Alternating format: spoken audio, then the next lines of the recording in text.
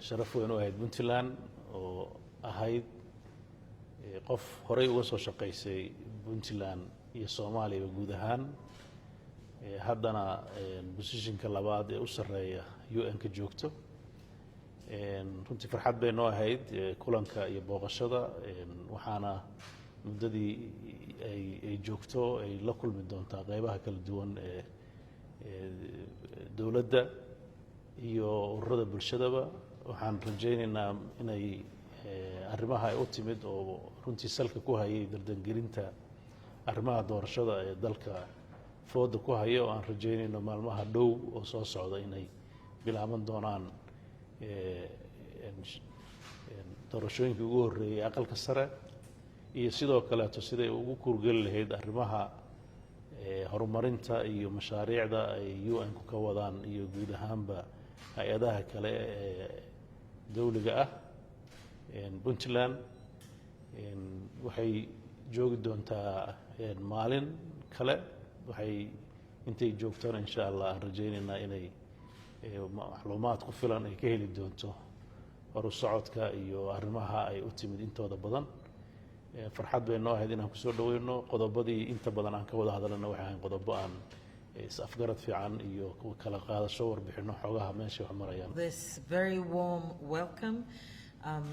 The visit to Puntland has been at the invitation of the President. When he met me, he told me that I needed to come to Puntland, and I have not been here in 10 years, and I can see the difference, the changes that have come about because of the hard work of yourself, your cabinet, and the people of Puntland. So I'm very pleased to be here today. We've had the opportunity to consult. We've talked about many issues, and I think there's a recognition that we're at a historical moment in time, and that this moment in time is about prioritizing the elections. We saw the federal member state presidents come together, and after much discussion and agreement that we need to move forward, or Somalia needs to move forward with the elections, and the President and I have discussed the importance of holding these elections and ensuring that they happen in a timely fashion, because without the elections it will be difficult to move forward with other priorities that Somalia has. We know that there was a meeting of the National Consultative Council. There were meetings in May, there were meetings in June. You met again last night to discuss some of the issues that will move the country in the right direction.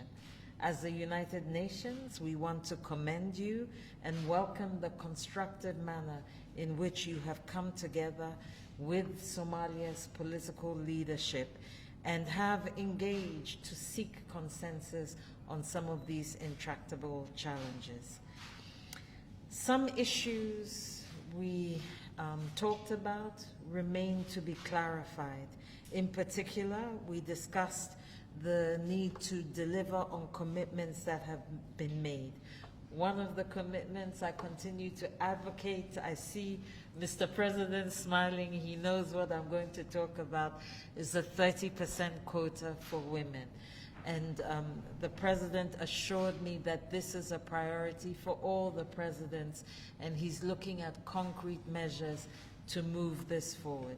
He also mentioned some of the challenges that come with trying to ensure you have an inclusive process that includes not only the women, we talked about youth, we talked about the underrepresented, and ensuring that they have space moving forward. As we move forward, we also talked about the importance of continued cooperation, the continued cooperation of all the federal member states with the support of the international community. We committed that we stand behind the Somalis and that there is funding that is available to begin the elections immediately. The President informed me that during the meeting last night, it was clear that by the first week of August, am I correct, most of the upper house elections would have begun, and that will signal that the process, the car is on the road and the car is actually moving. Maybe allow me to say in conclusion, Mr. President, that I want to thank you very much for the extremely warm welcome I've received here in Puntland. I'm not a stranger to Puntland, I know it well, but it's a completely different Puntland I'm seeing this time around. The United Nations looks forward to continuing this excellent cooperation that we have with you. We know the first hurdle is the elections, but as we discussed, there are other hurdles. When it comes to security, when it comes to the Constitution, when we ensure, we support you in ensuring this federal experiment here in Somalia works, and that we ensure that we are supporting you to build a Somalia that has space for all its citizens. So thank you so very much.